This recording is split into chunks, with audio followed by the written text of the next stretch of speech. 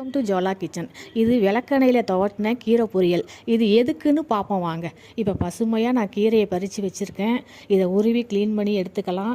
இது எண்ணெய் சட்டியை போட்டு அதில் விளக்கெண்ணெயில் தான் இந்த கீரை பொரியலை நம்ம செய்ய போகிறோம். இது விளக்கெண்ணெயை ஊற்றிப்போம், கொஞ்சம் தோனை ஊற்றிக்கலாம். விளக்கெண்ணெய் உடம்புக்கு நல்ல ஒரு பொருள். அதில் கீரையை துவட்டி நம்ம வெறும் சாதத்தில் போட்டு சாப்பிடும்போது வயிற்றில் உள்ள பழைய ஸ்டாக்கெல்லாம் கம்ப்ளீட்டாக வெளியேறிடும். இந்த இந்த வெறும் சாதத்தில், நல்லா சூடான சாதத்தில் இந்த பொரியலை போட்டு பிடிச்சி சாப்பிடும்போது வயிற்றில் உள்ள பழைய ஸ்டாக்கு அனைத்தும் வெளியேறிடும். இப்போ 2 வெங்காயம் போட்டிருக்கேன், ஒரு 2 மிளகாவை கிள்ளி போட்டிருக்கேன். அதுலேயே நான் கீரையையும் அள்ளி வச்சுருக்கேன். இப்போ தேவையான அளவு உப்பு போட்டு ஒரு அரை டம்ளர் தண்ணி ஊற்றி மூடி போட்டு லைட்டாக வேக விடுவோம். ஆவியிலேயே வேக விடணும். இந்த பொரியல், இந்த வைத்தியத்தை செய்கிற அன்னைக்கு இதை சாப்பிட்டுட்டு வெளியில் எங்கேயும் போகக்கூடாது.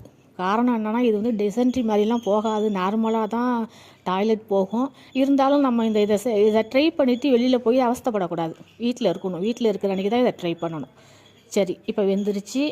இப்போ இதை மூடி போட்டு வேக விட்டுருவோம். எங்கள் ஆச்சி தான் இதெல்லாம் சொல்லி கொடுப்பாங்க. எங்கள் பசங்க இப்படி தான் டாய்லெட் போகலன்னா உடனே இந்த வைத்தியத்தை செஞ்சுருவாங்க. செஞ்சால் கரெக்டாக அடுத்த கொஞ்சம் நேரத்துக்கெல்லாம் பிள்ளைங்க டாய்லெட் போயிடுவாங்க. உடம்பும் கலகலன்னு இருக்கும். பழைய ஸ்டாக்கெல்லாம் வெளியேறினா தானே உடம்பு நல்லாயிருக்கும்.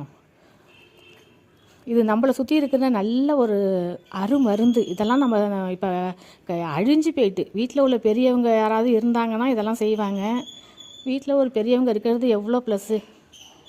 இது தேங்காய் போட்டுப்போம். தேங்காவை போட்டுக்கிட்டு அடுத்த பாத்திரத்துக்கு மாற்றிக்கலாம். அடுத்த பாத்திரத்தில் மாற்றினதுக்கப்புறம் பாத்திரத்துலேருந்து இந்த கீரையிலேருந்து ஆவி பறக்கும். அதே போல் தான் சாதத்துலேயும் ஆவி பறக்க கொதிக்க சாதம் வடித்து ஒரு கரண்டி சாதத்தில் 2 கரண்டி கீரையை போட்டு பிரட்டி சாப்பிட்டோம்னா அடுத்த 15 நிமிஷத்தில் நமக்கு டாய்லெட் போயிடும். டாய்லெட் போகிறதுல பிரச்சனை உள்ளவங்க இதை ஒரு டைம் செஞ்சு பார்த்தீங்கன்னா நீங்கள் டாக்டர்கிட்டையோ இல்லை மருந்து மாத்திரையோ சாப்பிடவே மாட்டீங்க. இதைத்தான் நீங்கள் செய்வீங்க. இது அவ்வளோ ஒரு நல்ல விஷயம். இதை போட்டு பிரட்டி சாப்பிட்டுட்டோம்னா அவ்வளோ அருமையாக இருக்கும். இது எல்லாருமே சாப்பிட்லாம். டாய்லெட் பிரச்சனை உள்ளவங்க மட்டும் இல்லை எல்லாருமே சாப்பிட்லாம். இந்த வீடியோ பிடிச்சிருக்குன்னு நினைக்கிறேன். பிடிச்சிருந்தா லைக் பண்ணுங்கள், ஷேர் பண்ணுங்கள், சப்ஸ்கிரைபை போட்டு விடுங்க.